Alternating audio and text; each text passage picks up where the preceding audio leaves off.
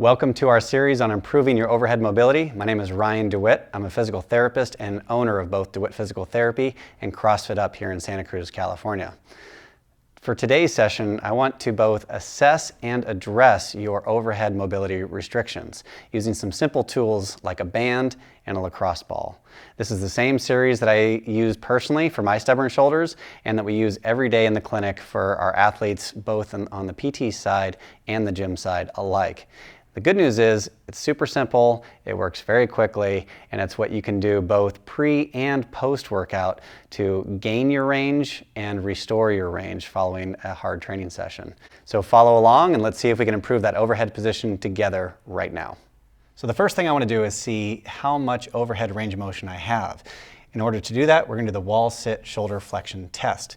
So I'll have you sit cross-legged with your butt up against the wall. We're going to have your arms out in front of you. Go ahead and tuck your thumbs in like this and reach your arms all the way up nice and straight.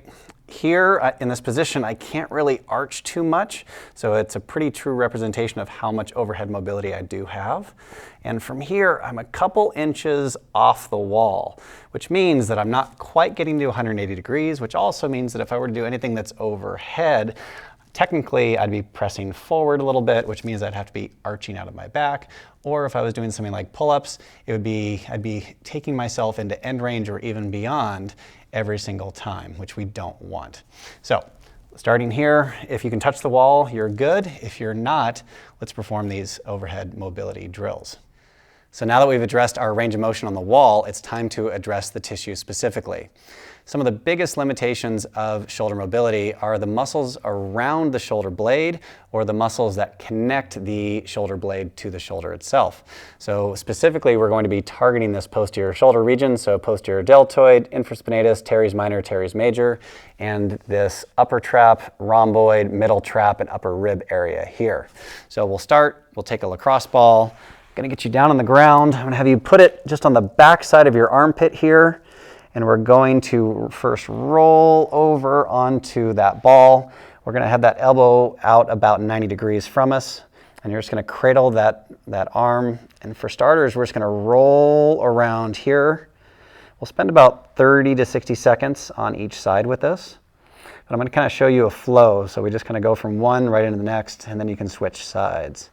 So rolling around here, I can see if I can find something tender. I can even take that arm and kind of just wiggle it back and forth and see if I can get kind of a tack and stretch type of mobility going on back there.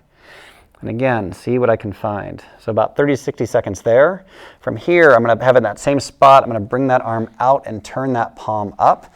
And here I'm gonna work on anything from this tricep, lat, teres minor, teres major, anything that's kind of on the back side of that armpit.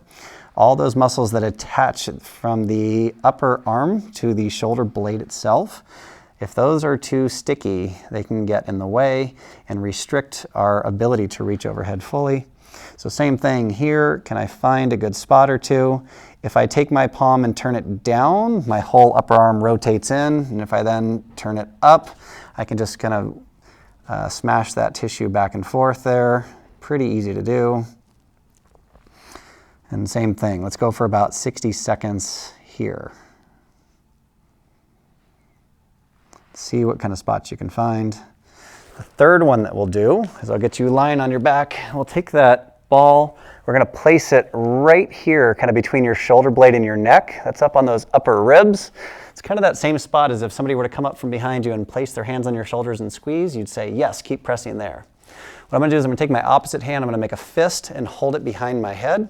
I got the ball trapped right now and have my left hand or the target hand up towards the ceiling, thumb pointed up above me. I'm gonna reach that arm back and over, and that should be pressing down into that ball. I can bring the arm up and down quickly, I can do it slowly, I can even have it bounce at the end as long as I'm not getting any pain with that. And if I want to add a little extra to it, if I lift up with my head just a little bit, that tends to add a little extra pressure. If that doesn't feel like it's quite the right spot, I can move it down and we can go anywhere in between that shoulder blade and the spine. And again, kind of that corner between the shoulder blade and the neck is where we're targeting. Want to make sure we're not dumping our neck back into extension because we don't want to give you a neck problem while you're trying to work on your shoulder.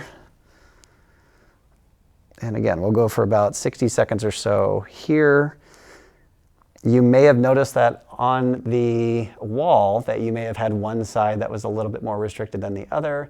That one side may deserve a little bit more attention than the other, and that's totally fine. But from a basic standpoint, let's start with about 60 seconds or so of mobilization. That way you move through all of these and it doesn't eat up your whole day. So next we're going to use a 1 inch or 1 1/8 inch super band to perform a lat stretch and get that arm up and overhead. Ideally, if we can loop it around a pull-up bar or something that's super stable, that's totally fine. If not, and you're doing this at home, if you have one of these super bands and you have a door anchor, go ahead and put it in the top of the door and make sure that you close that door very securely. That should suffice.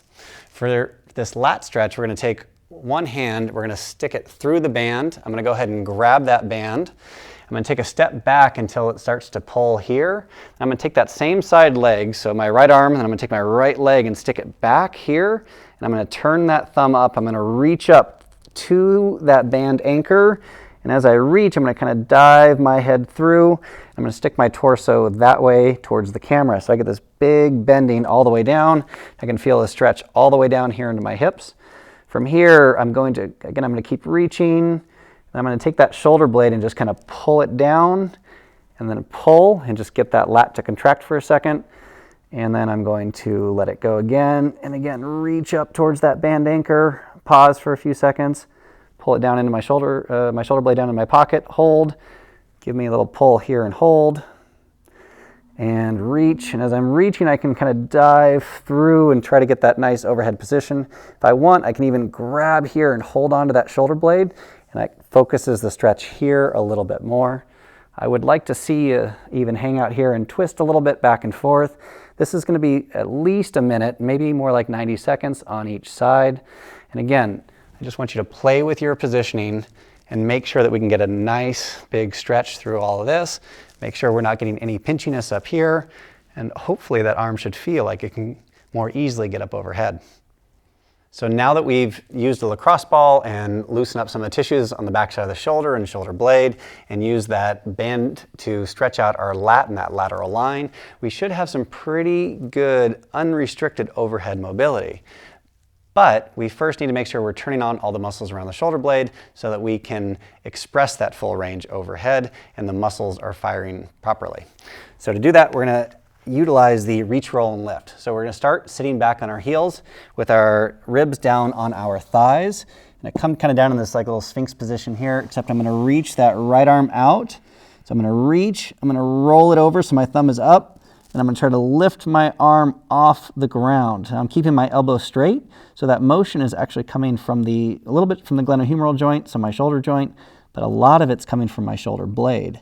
You can go back down, palm down, pull it back in, and I'll try that again. I'll reach out, turn, lift, hold, try not to let your ribs come off your thighs, back down, and in. So again, we'll reach, roll, lift, give me a solid 3 seconds, down and back in. Go ahead and give me 10 of those on each side. Once you've done that, it's time to go back to the wall and reassess your range of motion, see if you've made a change. Okay, I've done my drills, now it's time to see if they were effective. I'm going to put myself back in that wall sit shoulder flexion test position, my legs crossed, my butt touching the wall. Arms out straight, tuck your thumbs, and bring those arms all the way back up and overhead. Okay, this time I am now touching the wall, which means that I now have more mobility and more control over that new range of motion because I can actually access it, and it led to a change. So go ahead and follow this recipe. Try these exercises in the order as I described them and see if it makes a change for your overhead position.